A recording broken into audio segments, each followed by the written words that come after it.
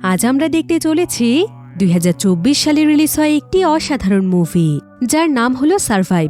এটি মূলত ২০২৪ সালের একটি সেরা সারভাইভাল মুভি। আচ্ছা, একবার ভাবুন তো, যদি হঠাৎ করে আমাদের পুরো পৃথিবীর সমুদ্রের পানি গায়েব হয়ে যায়। কিছুক্ষণ আগেও যেখানে প্রত্যেকটি সমুদ্রের কোনায় কোনায় পানি দিয়ে ভরপুর ছিল, তার ঠিক কিছুক্ষণ পরে পুরো পৃথিবীর সমুদ্রের পানি গায়েব হয়ে যায়। আর এমন সময় যদি আপনি বোটে করে সমুদ্রের একদম শেষ প্রান্তে বেড়াতে যান এবং আপনাদের বোটটি পানি গায়েব হয়ে যাওয়ার পর সমুদ্রের তলদেশেই আটকা পড়ে যায়, সেই সাথে সেখান থেকে কারো কাছে সাহায্য চাওয়ার মতো আর কোনো উপায় থাকে না। বোট নিয়ে নিজের শহরে ফিরে আসার সমস্ত রাস্তাও বন্ধ হয়ে যায়। এমনই এক ভয়ানক পরিস্থিতির মধ্যে বেঁচে থাকার জন্য আপনি কি করবেন? খাবার এবং পানি ছাড়া দিনের পর দিন ভয়ানক প্রাণীদের সঙ্গে লড়াই করে আপনি কি বাঁচতে পারবেন? এমনই এক ইউনিক একটি কনসেপ্ট নিয়ে তৈরি করা হয়েছে আজকের মুভিটি, যেটা শুরু থেকে শেষ পর্যন্ত পুরো গল্পটি অনেক ইন্টারেস্টিং। তাহলে চলুন ঘুরে আসা যাক ভয়ানক এক পানিবিহীন পৃথিবীর গল্প থেকে। তো গল্পটি শুরু হয় একটি সমুদ্রের মাঝখানে। এই সমুদ্রটির নাম ছিল ক্যারিবিয়ান ওশিয়ান। এখানে আমরা একটি বোটের মধ্যে ছোট্ট একটি পরিবারকে দেখতে পাই, যারা কিনা একটি ভ্যাকেশনে সমুদ্রে বেড়াতে এসেছে। তো এখানে আমরা টম নামক একজন ব্যক্তিকে দেখতে পাই। টম পেশায় ছিল একজন ওশিয়ানগ্রাফার। আসলে ওশিয়ানগ্রাফাররা হচ্ছে এমন এক ধরনের সায়েন্টিস্ট যারা কিনা সমুদ্রের নিচে থাকা জীবজন্তু এবং প্রাণী জগৎ সম্পর্কে রিসার্চ করে থাকে। তো টমের পরিবারে মোট 4 জন সদস্য ছিল। তার ওয়াইফ জুলিয়া, তার মেয়ে কেসি এবং তার ছোট ছেলে বেন। বেনের আসলে বার্থডে ছিল, আর মূলত বেনের বার্থডে সেলিব্রেশনের জন্যই তারা বোটে করে এই সমুদ্রে বেড়াতে এসেছে। তো পরিবারের সবাই যখন তাদের এই ভ্যাকেশন এনজয় করছিল, এমন সময় টমের ওয়াইফ জুলিয়া বোটের কিনারায় গিয়ে সোজা সমুদ্রের পানিতে লাফিয়ে পড়ে। আর সে সেখানে মজা করে সাঁতার কাটতে শুরু করে। কিন্তু পানিতে নামার পর তার কাছে আজকে পানির টেক্সচার কিছুটা অস্বাভাবিক মনে হচ্ছিল। তার কাছে সবকিছু কেমন যেন অদ্ভুত মনে হচ্ছিল। এদিকে টম তাদের বোটের মধ্যে সমুদ্রের পরিস্থিতি বোঝার জন্য যে সমস্ত ডিভাইসগুলো রেখেছিল, সেই সমস্ত ডিভাইসগুলোতেও হঠাৎ করে গ্লিচ হচ্ছিল, অর্থাৎ এগুলো উল্টোপাল্টা কাজ করছিল। এদিকে জুলিয়া যখন সমুদ্রে সাঁতার কাটছিল, তখন সে একটি অদ্ভুত ব্যাপার লক্ষ্য করে। সে দেখতে পায় যে তার আশেপাশে থাকা পানি অদ্ভুতভাবে জায়গা বদল করছে। এমন সময় আবার হঠাৎ করে এই পানি নিচের দিকে চলে যেতে শুরু করে। জুলিয়া এতে অনেক ভয় পেয়ে যায়, আর সে সেখানে চিৎকার করে তার পরিবারকে ডাকতে থাকে। কিন্তু তাদের বোটটি জুলিয়ার কাছ থেকে অনেক দূরে ছিল। তার উপর আবার পানির স্রোত তাকে নিচের দিকে টানছিল। অন্যদিকে দেখা যায় টম হঠাৎ করে লক্ষ্য করে যে বোটে আসলে তার ওয়াইফ জুলিয়া নেই। এরপর সে এবং তার ছেলে মেয়ে আশেপাশে তাকিয়ে দেখতে পায় যে জুলিয়া অনেক দূর থেকে তাদের কাছে সাহায্যের জন্য চিৎকার করছে। টম তখন দ্রুত তাদের জাহাজটিকে ঘুরিয়ে ফেলে, আর সে তাড়াতাড়ি করে জুলিয়ার কাছে পৌঁছে যায়। এরপর সঙ্গে সঙ্গে সে পানিতে ঝাঁপিয়ে পড়ে তার ছেলেমেয়ের সাহায্যে কোনো মতে জুলিয়াকে বোটে উঠিয়ে নেয়। জুলিয়া এবারের মতো কোনো মতে বেঁচে যায়। কিন্তু টম তার উপর অনেক রেগে গিয়েছিল, কারণ সে বোটে ওঠার আগেই তার পরিবারের সবাইকে ইনফর্ম করে দিয়েছিল যে তাদের মধ্যে কেউ যদি বোট থেকে সমুদ্রে নামে, তাহলে সে যেন পরিবারের প্রত্যেকটি সদস্যকে জানিয়ে নামে, তা না হলে যে কোনো সময় অনেক বড় বিপদ ঘটতে পারে। তো জুলিয়া এখানে তার ভুলের জন্য টমের কাছে ক্ষমা চায়। তবে আজকে যেহেতু বেনের বার্থডে ছিল, তাই আজকের দিনটি যাতে কোনোভাবেই নষ্ট না হয়, এ কারণে তারা সবাই এই দুর্ঘটনাকে এখানেই ভুলে যায়। আর তারা তাদের পুরো ভ্যাকেশনটিকে আবারও এনজয় করতে থাকে। সেই ব্যাপারটির দিকে কেউই তেমন খেয়াল করে না। এমনকি ডিভাইসগুলো যে উল্টোপাল্টা কাজ করছে, সেটাও টম লক্ষ্য করে না। এবার সেখানে রাত হতে হতে তারা সবাই মিলে পার্টির জন্য পুরো বোটটিকে ডেকোরেশন করে ফেলেছিল। আর টম এখানে বার্থডে সেলিব্রেট করতে কেক রেডি করছিল। আজকে ছিল বেনের 13তম বার্থডে। আর এখানে বেনকে তার পুরো পরিবার প্রচুর পরিমাণে উপহার দেয়, আর যতটুকু সম্ভব তাকে খুশি করার চেষ্টা করে। তারা বেনের জন্য একটি স্পেশাল গানও গায়। এরপর কেক কাটার আগে সেখানে ক্যামেরা সেট করে তারা ফ্যামিলি ফটো নিতে শুরু করে। তবে বার্থডে সেলিব্রেশনের সময় হঠাৎ করে কেসির কাছে ভিডিও কল আসে। কেসি তখন সঙ্গে সঙ্গে গিয়ে কথা বলতে শুরু করে। আসলে কেসিকে তার বয়ফ্রেন্ড জেস ফোন দিয়েছে। তো কেসি এখানে জেসকে জানায় যে তারা আসলে কতটা এনজয় করছে। কিন্তু জেস তখন তাকে বলে যে যত তাড়াতাড়ি সম্ভব তাদের সেখান থেকে ফিরে আসা উচিত, কারণ চারিপাশে খবর পাওয়া যাচ্ছে যে বিভিন্ন জায়গাতে নাকি বিশাল আকৃতির তুফান হচ্ছে। এমনকি নিউজে নাকি সতর্কবার্তাও দেয়া হয়েছে। তাছাড়া এই ঝড় তুফান শুধুমাত্র নির্দিষ্ট কোনো জায়গাতে নয়, বরং একসঙ্গে পুরো পৃথিবীতেই হচ্ছে, যেটা পৃথিবীর ইতিহাসেই প্রথমবার ঘটেছে। কিন্তু একথা শুনে কেসি অনেক ভয় পেয়ে যায়। কারণ হঠাৎ করে এমন অদ্ভুত ঘটনা কেন ঘটছে। তো কেসি এখানে জেসকে এই ব্যাপারে আরো কিছু জিজ্ঞাসা করতেই যাবে, কিন্তু এমন সময় কল কেটে যায়। কেসি অনেক চেষ্টা করেও তার সঙ্গে আর যোগাযোগ করতে পারে না, পুরোপুরিভাবে তাদের সংযোগ বিচ্ছিন্ন হয়ে যায়। ফলে কেসি তখন সঙ্গে সঙ্গেই তার পরিবারের কাছে চলে যায়। এরপর সে তাদের সবাইকে জানায় যে কিভাবে পুরো পৃথিবীতে একসঙ্গে অনেক বড় বড় তুফান হচ্ছে, আর নিউজে এই ব্যাপারে বিপদ সংকেত দেয়া হয়েছে, যেটা শুনে তারা সবাই অনেক ভয় পেয়ে যায়। তবে তাদের এখানে কোনো কিছু বুঝে ওঠার আগেই হঠাৎ করেই তারা জাহাজের সঙ্গে কিছু একটা ধাক্কা লাগার শব্দ পায়। এরপর তারা সবাই মিলে বোটের বাহিরে এসে দেখতে পায় যে তাদের বোটের আশেপাশে প্রচুর পরিমাণে হাঙর এসেছে। হাঙররা তাদের পুরো বোটটিকে ঘিরে ধরেছে। কিন্তু টম এটা দেখে একদম অবাক হয়ে যায়, কারণ টম যেহেতু একজন ওশিয়ানগ্রাফার ছিল, তাই সে এই বিষয়টি অনেক ভালোভাবেই জানত যে এই সময় এই এরিয়াতে হাঙরদের থাকার কোনো সম্ভাবনাই নেই। কিন্তু এমনটা আজকে কিভাবে ঘটল? তবে টম একটি বিষয় ভালোভাবেই বুঝতে পারে যে পৃথিবীর বিভিন্ন প্রাকৃতিক জিনিসের উপর ব্যাপক পরিমাণে পরিবর্তন এসেছে। কিন্তু এমন পরিস্থিতি মোকাবেলার জন্য টম এখন কি করবে কিছুই বুঝতে পারছিল না। এদিকে হাঙরের সঙ্গে তাদের বোটের অনেক জোরে ধাক্কা লাগার ফলে বোটের ইঞ্জিনের মধ্যে অনেক বড় একটি সমস্যা দেখা দিয়েছে। তাই এখান থেকে যেতে হলে তাকে প্রথমে ইঞ্জিন ঠিক করতে হবে, তবে এটার জন্য তাকে পানিতে নামতে হবে। তাই কিছুক্ষণ পর হাঙরেরা যখন সেখান থেকে চলে যায়, তখন টম সোজা পানিতে নেমে পড়ে। কিন্তু কিছুক্ষণ পর টমের পরিবারের সবাই দেখতে পায় যে টমের হাতের অনেকটা অংশ কেটে গিয়েছে। তাই তারা টমকে প্রথমে বোটের মধ্যে নিয়ে আসে। এরপর জুলিয়া টমের কাটা স্থানে মেডিসিন লাগিয়ে দেয়। আর টম এখানে জুলিয়াকে বলে যে বিশাল বড় একটি হাঙরের সঙ্গে ধাক্কার ফলে তাদের বোটের ইঞ্জিনের ব্যাপক পরিমাণে ক্ষয়ক্ষতি হয়েছে, যেটা এত সহজে ঠিক করা সম্ভব নয়। আর তারা এখন সমুদ্রের একদম মাঝখানে রয়েছে, তাই ফিরে যাওয়াটাও এখন তাদের জন্য অনেক কঠিন হয়ে দাঁড়িয়েছে। তার কাছে তো এখন মনে হচ্ছে যে সে কোনোভাবেই ইঞ্জিন ঠিক করতে পারবে না, কারণ ইঞ্জিন ঠিক করতে এখন বেশ কিছু জিনিসের প্রয়োজন, যেটা তাদের কাছে নেই। তাই এখন এখান থেকে বাঁচার একটি মাত্রই সহজ উপায় রয়েছে, সেটা হলো বাহির থেকে কারো সাহায্য নেওয়া, যাতে করে কোনো রেস্কিউ টিম তাদেরকে এখান থেকে নিয়ে যায়। কিন্তু সবচাইতে ভয়ানক ব্যাপার হচ্ছে যে এখন তাদের ল্যাপটপ, মোবাইল, কোথাও কোনো সিগন্যাল পাওয়া যাচ্ছে না। তবে কেসি তখন তার মোবাইলটি নিয়ে বাহিরে এসে বোটের বিভিন্ন উঁচু উঁচু জায়গাতে দাঁড়িয়ে সিগন্যাল পাওয়ার চেষ্টা করছিল, কিন্তু কোনোভাবেই মোবাইলে একটুও সিগন্যাল আসছিল না। অন্যদিকে জুলিয়াও রেডিওর মাধ্যমে সিগন্যাল পাঠানোর চেষ্টা করছিল, কিন্তু রেডিওতেও কোনো ধরনের সিগন্যাল পাওয়া যায় না, যার ফলে তারা সবাই একদম অবাক হয়ে যায়। কারণ তারা এখন এমন একটি লোকেশনে ছিল যেখানে নেটওয়ার্কের সমস্যা হওয়ার কোনো কথাই ছিল না। তাই তারা সবাই এখানে একদম দুশ্চিন্তায় পড়ে যায়। তবে সমস্ত পরিস্থিতি পর্যবেক্ষণ করে টম অনেক ভালোভাবেই বুঝতে পারে যে তারা আসলে অনেক বড় বিপদে পড়েছে, আর তাদেরকে হয়তো এখানেই আটকা পড়ে থাকতে হবে। এবার টম এখানে ক্যালকুলেশন করে সবাইকে বলে যে তাদের কাছে এখন মোট 4 দিন টিকে থাকার মতো খাবার এবং পানি রয়েছে। তাই যতক্ষণ পর্যন্ত তারা এখানে আটকা পড়ে আছে, ততক্ষণ পর্যন্ত তাদেরকে খাবার পানি হিসেব করে খেতে হবে। তবে তাদের জন্য একটি প্লাস পয়েন্ট রয়েছে, সেটা হলো তাদের বোটটি এখন একটি শিপিং রুটে রয়েছে, আর এই রুট দিয়ে প্রতিনিয়ত বিভিন্ন মালামালবাহী জাহাজ চলাচল করে। তাই তারা খুব শীঘ্রই কোনো না কোনো জাহাজের সাহায্য পেয়ে যাবে। কিন্তু তারা তো কেউই এখন বাহিরের দুনিয়া সম্পর্কে কিছুই জানে না যে বাহিরে আসলে কি ঘটছে। তো তারা এখানে এই সমস্ত বিষয় নিয়ে ডিসকাস করছিল। কিন্তু ঠিক এমন সময় তারা বাহিরে একটি বিস্ফোরণের আওয়াজ শুনতে পায়। এরপর যখন তারা বাহিরে তাকায়, তখন তারা দেখতে পায় যে আকাশ থেকে বেশ কয়েকটি আগুনের গোলা নিচে পড়ছে। ফলে তারা অনেক বেশি ভয় পেয়ে যায়। এরপর দেখতে দেখতে সে আগুনের গোলার সংখ্যা বাড়তে থাকে, যার ফলে বোটের ইঞ্জিন ড্যামেজ হয়ে যাওয়ার পরও টম তাড়াতাড়ি করে তাদের বোটটিকে স্টার্ট করে ফেলে, যদিও কোনোভাবেই ইঞ্জিন স্টার্ট হচ্ছিল না। আর এমন সময় তাদের দিকে বিশাল বড় একটি গোলা ধেয়ে আসছিল, কিন্তু সেই গোলাটি তাদের বোটের উপর পড়ার আগেই কোনোমতে ইঞ্জিন স্টার্ট হয়ে বোটটি সরে আসে, যার ফলে তারা এবারের মতো বেঁচে যায়। এবার টম তখন বোটটি নিয়ে অনেক দূরে চলে আসে, কিন্তু ড্যামেজ ইঞ্জিন এভাবে এত সময় ধরে চালানোর কারণে ইঞ্জিন গরম হয়ে সেটা থেকে ধোঁয়া বের হতে শুরু করে, আর ইঞ্জিনটি এখন পুরোপুরিভাবেই নষ্ট হয়ে যায়। চাইলেও আর এটাকে কোনোভাবেই ঠিক করা সম্ভব নয়। এবার টম তখন সমস্ত পরিস্থিতি দেখার জন্য বোটের বাহিরে যায়। এরপর আশেপাশে তাকে সে বুঝতে পারে যে আকাশ থেকে পড়া বস্তুটি আসলে আগুনের গোলা ছিল না, বরং এগুলো হচ্ছে বিভিন্ন ধরনের স্যাটেলাইট।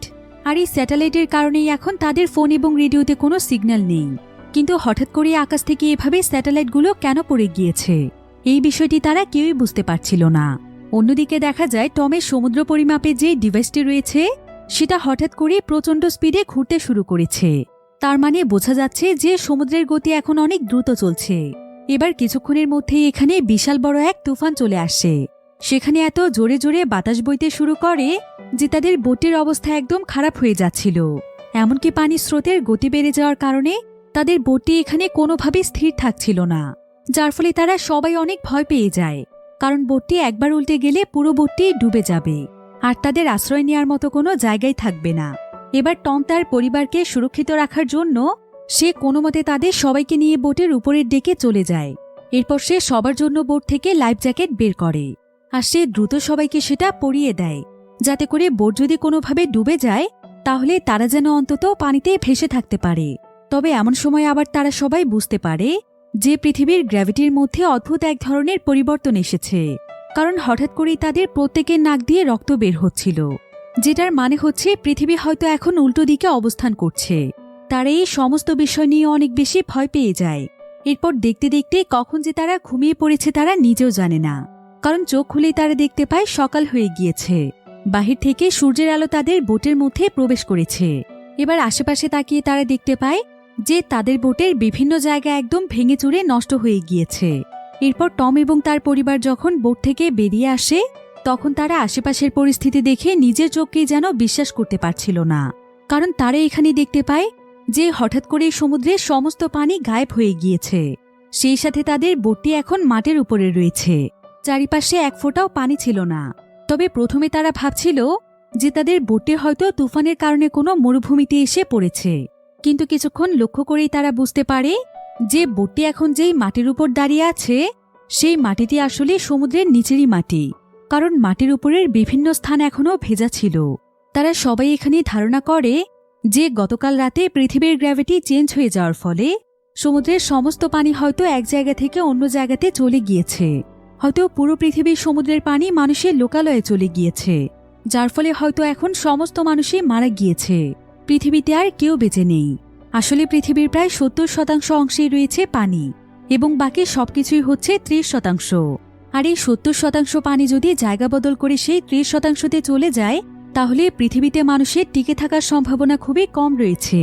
এবার টম এখানে তার একটি ডিরেকশন কম্পাস ব্যবহার করছিল এটা জানার জন্য যে সে এখন পৃথিবীর কোন দিকে রয়েছে, কিন্তু কম্পাসটি কোনোভাবেই ভালো মতো কাজ করছিল না। তবে কম্পাসটির এমন অদ্ভুত আচরণ দেখে টম বুঝতে পারে যে পৃথিবীর কোরো একদম বদলে গিয়েছে, যার ফলে সমুদ্রের বাহিরের অঞ্চলগুলোতেও অনেক ক্ষয়ক্ষতি হয়েছে। তাদের আত্মীয় স্বজন কাছের মানুষ কেউই হয়তো এখন আর জীবিত নেই। কিন্তু এসব কথা জানতে পেরে কেসি কাঁদতে কাঁদতে তার রুমে চলে আসে। সে আসলে তার বয়ফ্রেন্ডের জন্য অনেক দুশ্চিন্তায় ছিল, কারণ তার কাছে মনে হচ্ছিল যে তার বয়ফ্রেন্ডও হয়তো এখন আর জীবিত নেই। অন্যদিকে বেনের গতকাল রাতের যেই বার্থডে বেলুন ছিল সেই বেলুনগুলোকে বেন একত্রিত করে সোজা আকাশে উড়িয়ে দেয়, যাতে করে তাদের আশেপাশে যদি কোনো মানুষ জীবিত থাকে তাহলে এই বেলুনের সিগন্যাল পেয়ে যেন তাদের কাছে চলে আসে। এতে করে তারা সবাই মিলে একসঙ্গে ভালোভাবে সার্ভাইভ করতে পারবে। যদিও তারা নিশ্চিত ছিল যে পৃথিবীর কেউ বেঁচে নেই, কিন্তু তারপরও সমুদ্রে যদি তাদের মতো আরও জাহাজ রয়েছে যেখানে তাদের মতোই হয়তো কোনো মানুষ বেঁচে আছে, তাহলে তারা নিশ্চয়ই সিগন্যাল পেলে তাদের কাছে আসবে। তাই টম তখন একটি রেডিওর মাধ্যমে তাদের আশেপাশে থাকা বোটের দিকে কিছু সিগন্যাল পাঠাচ্ছিল, যাতে করে সিগন্যাল পেলে তাদেরকে কেউ সাহায্য করতে আসে। তবে অনেক সময় যাবৎ চেষ্টা করেও কোনো ধরনের সিগন্যালই পাওয়া যায় না, যার ফলে তারা হাল ছেড়েই দিচ্ছিল। কিন্তু হঠাৎ করেই দেখা যায় যে ছোট্ট একটি সাবমেরিনের সঙ্গে তাদের কানেকশন তৈরি হয়ে যায়। এতে করে তারা সবাই একদম চমকে ওঠে। সেই সাবমেরিনটিতে নাটো নামক একজন ব্যক্তি ছিল, আর সে এখানে টমকে জানায় যে গতকাল রাতে তাদের সঙ্গেও আসলে কি ঘটেছিল। নাটো বলে যে হঠাৎ করেই যখন তুফান শুরু হয়েছিল তখন তারা তাদের সাবমেরিন নিয়ে সমুদ্রের অনেক গভীরে ছিল, আর এক পর্যায়ে তারা লক্ষ্য করে যে সমুদ্রের পানি নিচের দিকে চলে যাচ্ছে, সেই সাথে পানি এক জায়গা থেকে অন্য জায়গাতে শিফট হচ্ছে। আর এক পর্যায়ে এই পানির গতি এতটাই বেড়ে যায় যে তার সঙ্গে তার যতগুলো সঙ্গী ছিল তাদের সবাইকে এই পানির স্রোত ভাসিয়ে নিয়ে যায়। এখন তাদের সাবমেরিনে শুধুমাত্র সেই বেঁচে আছে। তো এবার তারা দুজন মিলে এখানে ডিসকাস করছিল যে তারা কিভাবে এই কঠিন পরিস্থিতি মোকাবেলা করবে, কারণ তারা ভাবছিল যে এখন হয়তো কেউ জীবিতই নেই যারা কিনা তাদেরকে সাহায্য করতে আসবে। তাই তাদেরকেই এখন নিজেদের বেঁচে থাকার রাস্তা খুঁজে বের করতে হবে। এবার নাটো এখানে টমকে জানায় যে সে একজন রিসার্চার, আর সে তার রিসার্চের নলেজ দিয়ে একটি বিষয় ক্যালকুলেশন করে বের করেছে। সেটা হলো পৃথিবীর মাধ্যাকর্ষণ শক্তির পরিবর্তনের ফলে সমস্ত সমুদ্রের পানি অন্য জায়গাতে শিফট হয়ে গিয়েছে। তবে মাত্র 1 সপ্তাহের মধ্যে পৃথিবীর সবকিছু আবারও ঠিক হয়ে যাবে। তখন সমুদ্রের পানিও আবারও নিজেদের জায়গাতেই চলে আসবে। তবে তার কাছে যেহেতু সাবমেরিন রয়েছে, তাই সে কোনো না কোনোভাবে সার্ভাইভ করতে পারবে। কিন্তু টমের জন্য বিষয়টি অনেক বিপজ্জনক। তাই যত তাড়াতাড়ি সম্ভব টমকে একটি সুরক্ষিত জায়গা খুঁজে বের করতে হবে। তাকে তার পরিবারকে নিয়ে যে কোনো উঁচু একটি স্থানে যেতে হবে। কিন্তু টম খুব ভালোভাবেই জানত যে সমুদ্রের এত পরিমাণ পানি যদি আবারও এখানে ফিরে আসে, তাহলে তাদের বাঁচার আর কোনো সম্ভাবনাই থাকবে না। তাই টম এখানে নাটোকে অনেক অনুরোধ করে যাতে করে নাটো তার পরিবারকে তার সাবমেরিনে আশ্রয় দেয়। কিন্তু নাটো এখানে টমকে জানায় যে তার সাবমেরিনের ধারণ ক্ষমতা খুবই কম। সর্বোচ্চ 3 জন মানুষ এখানে একসঙ্গে থাকতে পারবে। তাই সে চাইলেও তার পরিবারকে কোনোভাবে আশ্রয় দিতে পারবে না। তবে টম তখন তাকে জানায় যে সে এক্ষুনি তার সাবমেরিনের কাছে আসছে। সে যেন শুধুমাত্র তার সন্তান দুটোকে সেখানে আশ্রয় দেয়। সে তার সন্তানদেরকে সেখানে রেখে তার ওয়াইফ জুলিয়াকে নিয়ে কোথাও চলে যাবে। আর নাটো যদি তাকে এভাবে সাহায্য করে, তাহলে এর বিনিময়ে সে তাকে তাদের সমস্ত খাবার দিয়ে দেবে। একথা শুনে টমের প্রস্তাবে নাটো রাজি হয়ে যায়। নাটোর কাছে একটি ম্যানুয়াল ম্যাপ ছিল, তো সে এখানে আশেপাশে সমস্ত লোকেশন ক্যালকুলেশন করে কোনোমতে তার লোকেশন বের করে টমকে দিয়ে দেয়। যদিও টমের ওয়াইফ জুলিয়া এখানে বাচ্চাদেরকে কোনোভাবেই তাদের কাছ থেকে দূরে রাখতে চাইছিল না, কিন্তু টম তাকে বোঝায় যে তারা যদি এখন এই কাজটি না করে, তাহলে তারা হয়তো তাদের সন্তানকে বাঁচাতেই পারবে না। তাই সে জুলিয়াকে দ্রুত সবকিছু গুছিয়ে নিতে বলে। সে তাকে সমস্ত খাবারগুলো প্যাক করে ফেলতে বলে, কারণ যত তাড়াতাড়ি সম্ভব তাদেরকে নাটোর কাছে যেতে হবে। তবে নাটো তাদেরকে তার সাবমেরিনের যে লোকেশনটি দিয়েছে, এখান থেকে সেই জায়গাতে পায়ে হেঁটে পৌঁছতে প্রায় 2 দিনের মতো সময় লাগবে। আর এই 2 দিনের মধ্যে তারা কোনোমতে তাদের সন্তানদেরকে সেখানে রেখে তারা দুজন চলে যাবে উঁচু কোনো জায়গার সন্ধানে। হতে পারে তারা দুজন হয়তো মারা যাবে, কিন্তু তারপরও অন্তত তাদের সন্তানেরা বেঁচে থাকবে। এটাই হচ্ছে তাদের কাছে সবচাইতে বড় একটি ব্যাপার। এবার কিছুক্ষণের মধ্যেই তারা তাদের সমস্ত জিনিসপত্র প্যাক করে ফেলে। কিন্তু যখন তারা সেখান থেকে রওনা হতেই যাবে, ঠিক তখনই টম দূরে একজন ব্যক্তিকে দেখতে পায়, যে কিনা তার সঙ্গে একটি কুকুরকে নিয়ে তাদের দিকে আসছিল। তবে টমের এখানে লোকটিকে দেখে অনেক মায়া হয়, কারণ সে তার শরীরে আঘাত পাওয়ার কারণে ঠিকমতো হাঁটতে পারছিল না। লোকটিকে দেখে বেশ ক্ষুধার্তও মনে হচ্ছিল। তাই টম তখন দ্রুত তার কাছে 1 বোতল পানি এবং খাবার নিয়ে যায়। লোকটি অনেক তৃপ্তি সহকারে পানি পান করে, কিন্তু হঠাৎ করে সে এখানে টমের উপরে আক্রমণ করে বসে। অন্যদিকে জুলিয়া এটা দেখতে পেয়ে দ্রুত তার হাজবেন্ডকে বাঁচাতে আসছিল। কিন্তু এমন সময় লোকটি সেখানে এক ধরনের লোহা বের করে সঙ্গে সঙ্গেই প্রচণ্ড জোরে আঘাত করে টমকে মেরে ফেলে। জুলিয়া এতে বেশ ভয় পেয়ে যায়, আর সে টমের জন্য এখানে কাঁদতে শুরু করে। আর সে ভয়ে টমের কাছেও যেতে পারছিল না। কিন্তু জুলিয়া এখানে বেশ ভালোভাবেই বুঝতে পারে যে ব্যক্তি আসলে কতটা নিষ্ঠুর প্রকৃতির মানুষ, কারণ তার হাজবেন্ড তাকে সাহায্য করার জন্য গিয়েছিল, আর সে কিনা উল্টো তাকে এতটা নির্মমভাবে মেরে ফেলেছে। তাই নিশ্চয়ই সে এখন তার এবং তার সন্তানদের উপর আক্রমণ করবে। এমনকি তাদের কাছে যেই সমস্ত খাবার এবং পানি রয়েছে, সেই সবকিছু হয়তো সে নিয়ে নেবে। তাই সেই লোকটি তাদের কাছে পৌঁছানোর আগেই জুলিয়া দ্রুত তার সন্তানদের কাছে চলে আসে, আর সে তাড়াতাড়ি করে তাদেরকে লুকিয়ে পড়তে বলে। এদিকে সেই লোকটি তাদের দিকে এগিয়ে আসছিল, আর জুলিয়া এটা দেখতে পেয়ে তাড়াতাড়ি করে বোটের কেবিনের দরজা বন্ধ করে দেয়। আর সে বেন এবং কেসিকে সেখানকার ছোট ছোট বক্সের মধ্যে লুকিয়ে পড়তে বলে। আর সে তার 2 সন্তানকে নিজেদের সুরক্ষার জন্য দুজনকে 2টো ফ্লেয়ার গান দেয়।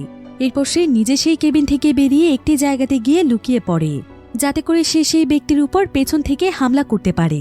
অন্যদিকে সেই লোকটি বোটের মধ্যে চলে এসেছিল, আর সে কেবিনের কাছে এসে কেবিনের দরজাটি ভেঙে ফেলার চেষ্টা করছিল।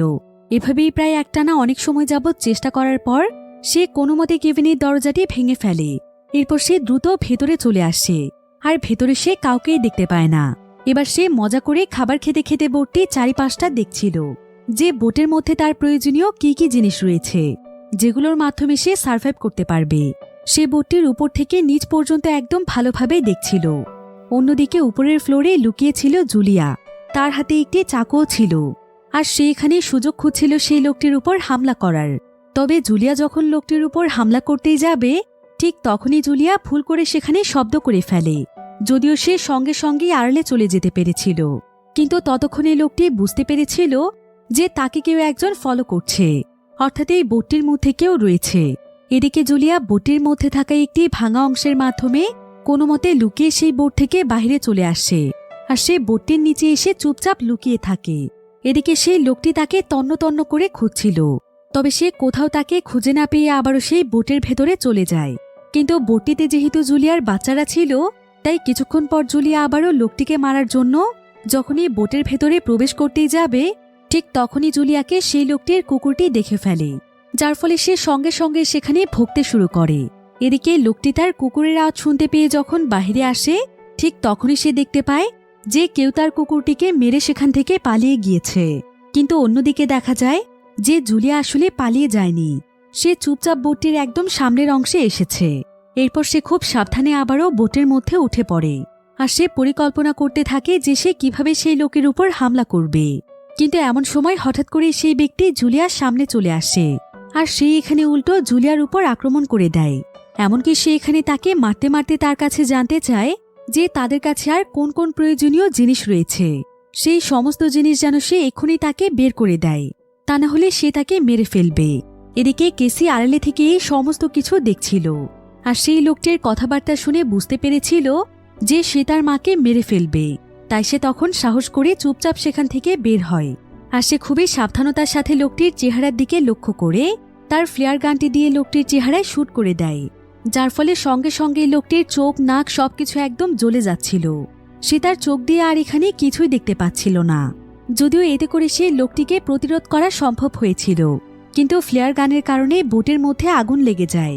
এদিকে জুলিয়া দ্রুত তার ছেলেমেয়েকে বোট থেকে বেরিয়ে যেতে বলে, তবে তাকে ছেড়ে তার ছেলেমেয়ে যেতে চাইছিল না। কিন্তু জুলিয়া তাদেরকে জানায় যে সে এক্ষুনি তাদের কাছে চলে আসবে। এবার বেন এবং কেসি যখন বাইরে চলে যায়, জুলিয়া তখন চলে যায় বোটের একদম ভেতরে, যাতে করে সে তাদের জন্য পর্যাপ্ত পরিমাণে খাবার এবং পানি নিতে পারে। তো জুলিয়া তখন দ্রুত একটি ব্যাগের মধ্যে খাবার এবং পানি প্যাক করছিল, কিন্তু এ সময় আবার সেই লোকটি তার কাছ থেকে খাবারগুলো ছিনিয়ে নেওয়ারও চেষ্টা করে।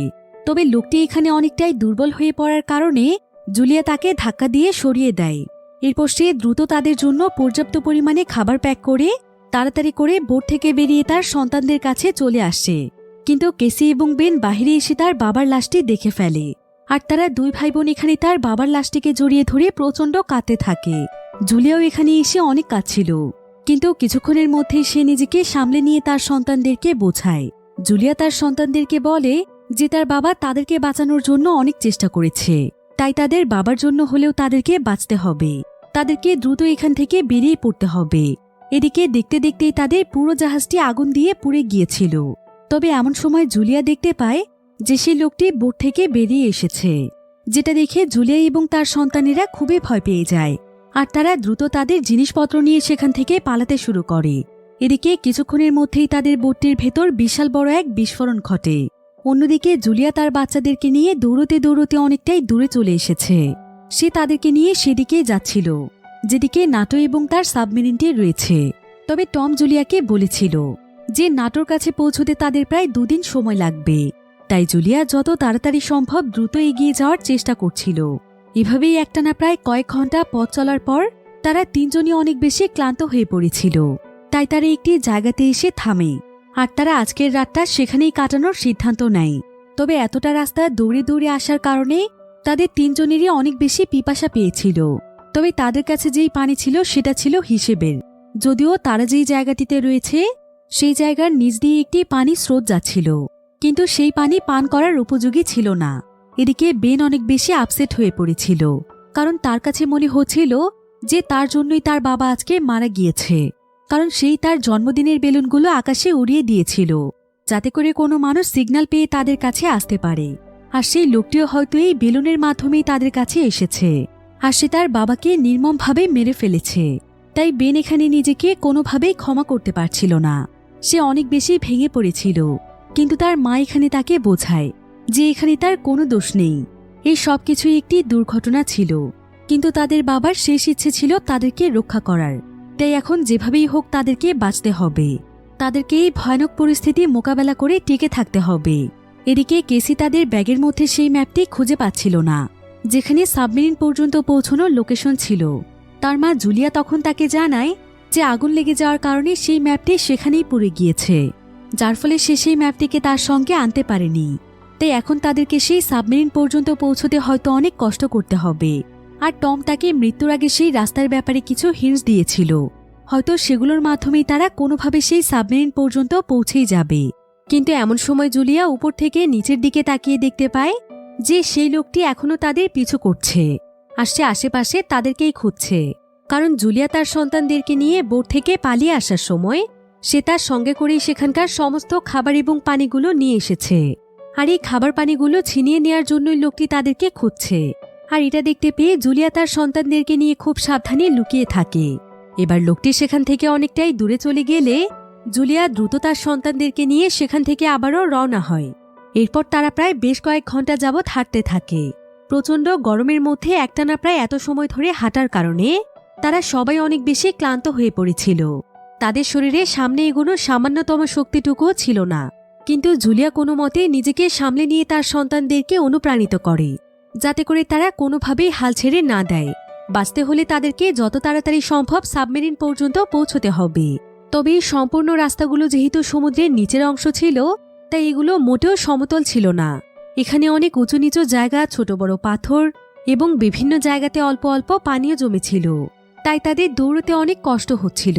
তো এবার তারা দৌড়তে দৌড়তে যখন অনেকটাই দূরে চলে আসে, তখন তারা দেখতে পায় যে তাদের আশেপাশে প্রচুর পরিমাণে প্লাস্টিক পড়ে আছে। আর এগুলো হচ্ছে সেই সমস্ত প্লাস্টিক যেগুলো কিনা মানুষ জেনে শুনে বহু বছর ধরে পানির মধ্যে ফেলেছে। আর সেই সমস্ত প্লাস্টিকে সমুদ্রের তলদেশে জমা হয়েছে। আর সমুদ্রের তলদেশে এত এত প্লাস্টিকের বোতল দেখে তারা সবাই একদম অবাক হয়ে যায়। তবে এভাবেই তারা আরও অনেকটা রাস্তায় পার হয়ে চলে এসেছিল। কিন্তু এতদূর আস্তে আস্তেই তাদের পান করার পানি একদম শেষ হয়ে যায়। তাদের কাছে খুবই সামান্য পরিমাণ পানি ছিল। আর এখানে পানি পিপাসায় বেনের অবস্থা যখন একদম খারাপ হয়ে যাচ্ছিল, তখন জুলিয়া বেনকে তাদের শেষ পানির বোতলটিও দিয়ে দেয়, যার ফলে এখন আর তাদের কাছে কোনো পানিই থাকে না।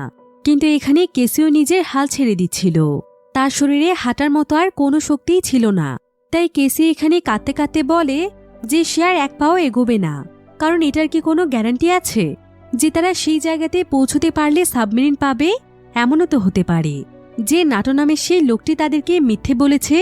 এমন ভয়ানক পরিস্থিতিতে তাদের কি কারো উপর বিশ্বাস করাটা ঠিক হচ্ছে?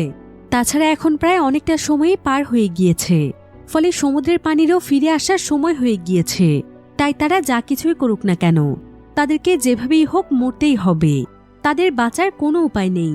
কিন্তু কেসির এসব কথা শুনে জুলিয়া প্রচণ্ড রেগে যায়। আর সে তখন কেসিকে বলে যে তাদের এখন শুধুমাত্র তার বাবার কথা চিন্তা করা উচিত, যে তাদের বাবার শেষ ইচ্ছে ছিল তাদেরকে বাঁচানোর। তাই মৃত্যুর জন্য অপেক্ষা না করে তাদের বাঁচার চেষ্টা করা উচিত। এরপর তারা সবাই মিলে আবারও এগোতে শুরু করে। এবার কিছু দূর যাওয়ার পর তারা দেখতে পায় যে সেখানে একটি বিধ্বস্ত প্লেন পড়ে আছে, যেটা হয়তো অনেক বছর আগে ক্র্যাশ হয়ে সোজা পানিতে এসে পড়েছিল।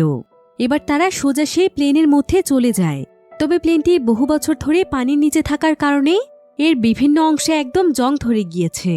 তাই জুলিয়া আজকের রাতটা তার সন্তানদেরকে নিয়ে এখানেই কাটাতে চায়। এরপর তারা সবাই মিলে এই প্লেনটির মধ্যে বিশ্রাম নিতে শুরু করে। কিন্তু জুলিয়া এখানে প্রচণ্ড কাঁদছিল। সে ভাবছিল যে মাত্র একদিনের মধ্যে তাদের জীবনটা কিভাবে এমন বদলে গেল। সে তার ভালোবাসার প্রিয় মানুষটিকেও হারিয়ে ফেলল, অথচ কাল রাতেও তারা একসঙ্গে কত সুন্দর সময় কাটিয়েছিল। এরপর জুলিয়া সেখানে তাদের সেই ফ্যামিলি ফটোটি দেখছিল, যেটা গতকাল রাতে বেনের জন্মদিনের পার্টিতে তারা তুলেছে। ছবিটি দেখে জুলিয়া অনেক বেশি ইমোশনাল হয়ে যায়। এমনকি কেসি এবং বেনু এখানে তার বাবার কথা মনে করে কাঁদছিল, কারণ তার বাবা সবসময় তাদের পুরো পরিবারটিকে আগলে রেখেছে। তো এভাবেই তারা দেখতে দেখতেই সেখানে ঘুমিয়ে পড়ে। কিন্তু হঠাৎ করেই মাঝরাতে কেসির একটি শব্দ শুনতে পেয়ে ঘুম ভেঙে যায়।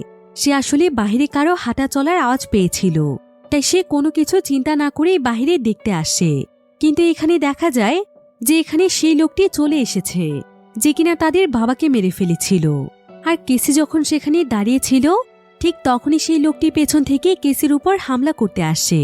তবে আসলে কেসি তার মায়ের সঙ্গে প্ল্যান করে এখানে বেরিয়েছিল, কারণ তারা অনেক ভালো করেই জানতো যে সেই লোকটি এখানে এসেছে।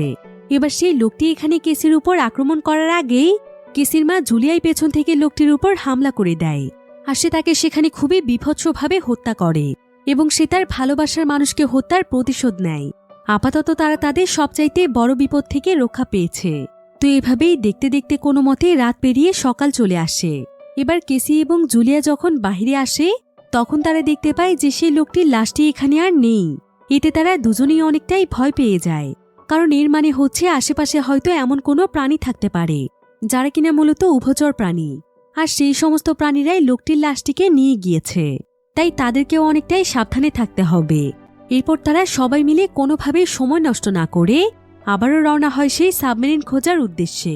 তবে তারা কাল থেকেই কোনো রকমের পানি পান না করেই আছে, তাই তাদের তিনজনের অবস্থাই অনেক খারাপ হয়ে গিয়েছিল। তবে কিছুটা দূরে যাওয়ার পর সেখানকার মাটিতে কিছু পানি জমে থাকতে দেখা যায়, যেগুলো প্রচণ্ড নোংরা ছিল। কিন্তু পানি দেখতে পেয়ে বেন আর নিজেকে সামলে রাখতে পারে না। সে পাগলের মতো ছুটে যায় সেই পানির কাছে, আর সে সেই ময়লা পানিগুলোকেই পান করতে থাকে। কিন্তু জুলিয়া এখানে তাকে বাধা দেয়, কারণ এই নোংরা পানি খেলে সে এমনিতেই অনেক অসুস্থ হয়ে যাবে। তাছাড়া আজকেও তাদেরকে সারাদিন পথ চলতে হবে। এরপর তারা আস্তে আস্তে পায়ে হাঁটতে হাঁটতে আজকে সারাদিনটি পার করে ফেলে।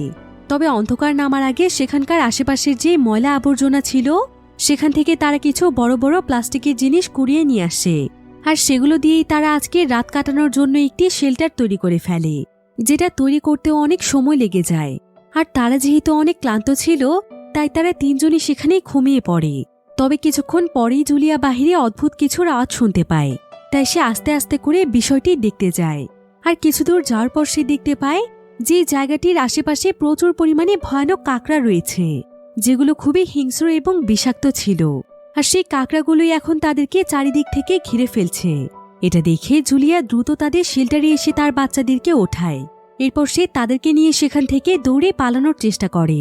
আর দৌড়তে দৌড়তে কিছুটা দূরে চলে আসার পর তারা দূর থেকেই বিশাল বড় একটি জাহাজ দেখতে পায়, যেটা অনেকগুলো কন্টেইনার সহ সমুদ্রের পানির মধ্যে ডুবে গিয়েছিল।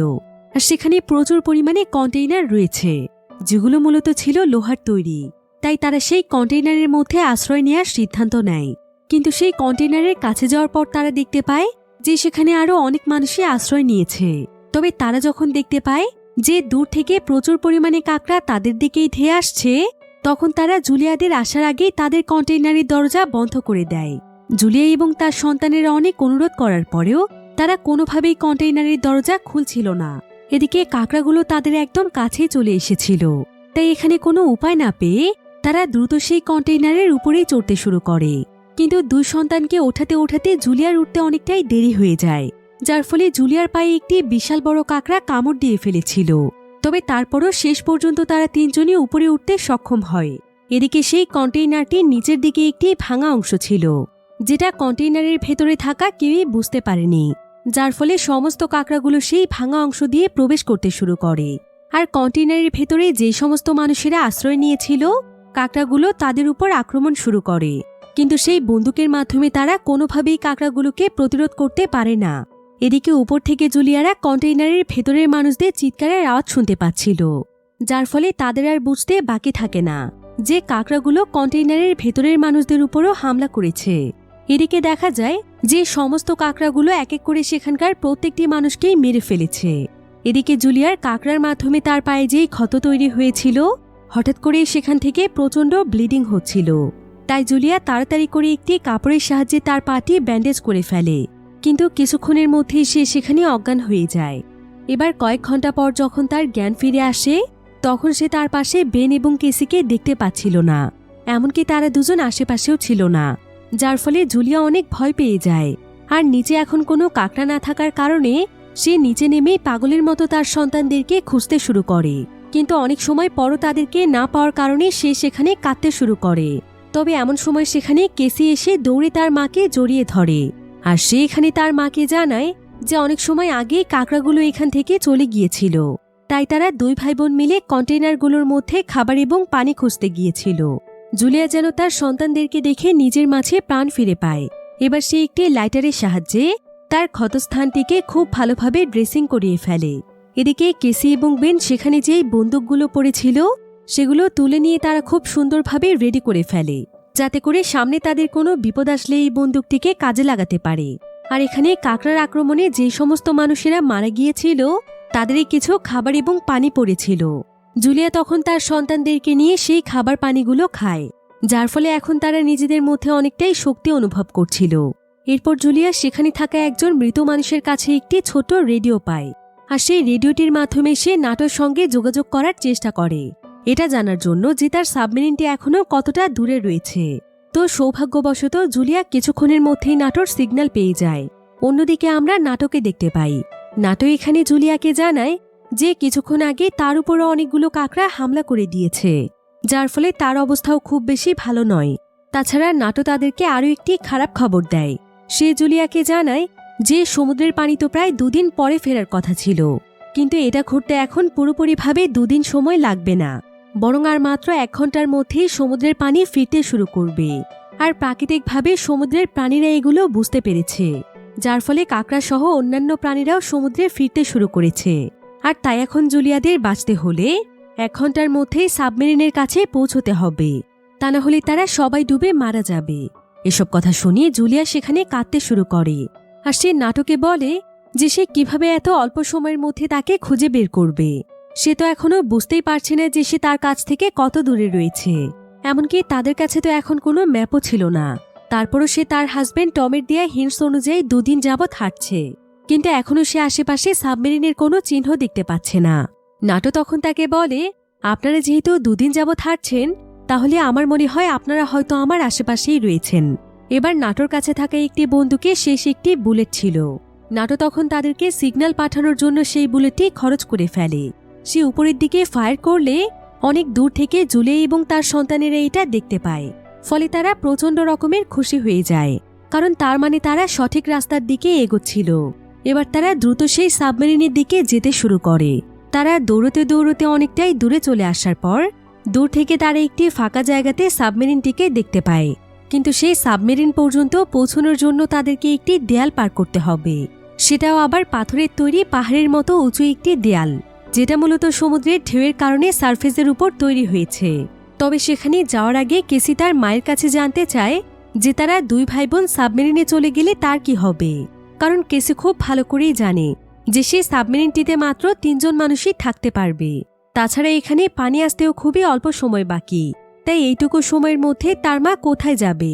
কিন্তু জুলিয়া তখন কেসির উপর রেগে যায়, আর সে কেসিকে বলে যে এখন এই সমস্ত কথা ভাবার সময় নয়, তাদেরকে বর্তমানে কি করতে হবে সেটা ভাবতে হবে। তাই এখন তাদেরকে শুধুমাত্র সাবমেরিন পর্যন্ত পৌঁছতে হবে। এবার তারা সেই পাহাড়ের দেয়ালটির কাছে চলে যায়, আর সেখানকার রাস্তা দিয়ে যখন তারা সামনের দিকে এগিয়ে যাচ্ছিল, ঠিক তখনই উপর থেকে কিছু পাথর ধসে তাদের মাঝখানে এসে পড়ে, যার ফলে জুলিয়া তার সন্তানদের কাছ থেকে আলাদা হয়ে যায়। সে শত চেষ্টা করেও কোনোভাবেই তার সন্তানদের কাছে আসতে পারছিল না। তাই সে এখানে চিৎকার করে কেসিকে বলে যে কেসি যেন এক্ষুনি বেনকে নিয়ে সাবমেরিনটির কাছে চলে যায়, তার জন্য তারা যেন বসে না থাকে, কারণ এমনিতেও সে সেখানে গেলে সাবমেরিনটিতে কোনো জায়গাই পাবে না। যদিও কেসি কোনোভাবেই তার মাকে ছেড়ে যেতে চাইছিল না, কিন্তু তার মায়ের অনুরোধে সে বাধ্য হয়ে বেনকে নিয়ে সেখানে চলে যায়। আর যখন তারা নাটোর কাছে পৌঁছয়, নাটো তখন তাদেরকে জানায় যে তার শরীরের অবস্থা খুব একটা ভালো নয়, সে হয়তো আর বেশি সময় বাঁচবে না, তাই সেই পুরো সাবমেরিনটি তাদেরকেই দিয়ে দিচ্ছে। অর্থাৎ এখন তারা চাইলে 3 জন এই সাবমেরিনটিতে সার্ভাইভ করতে পারবে।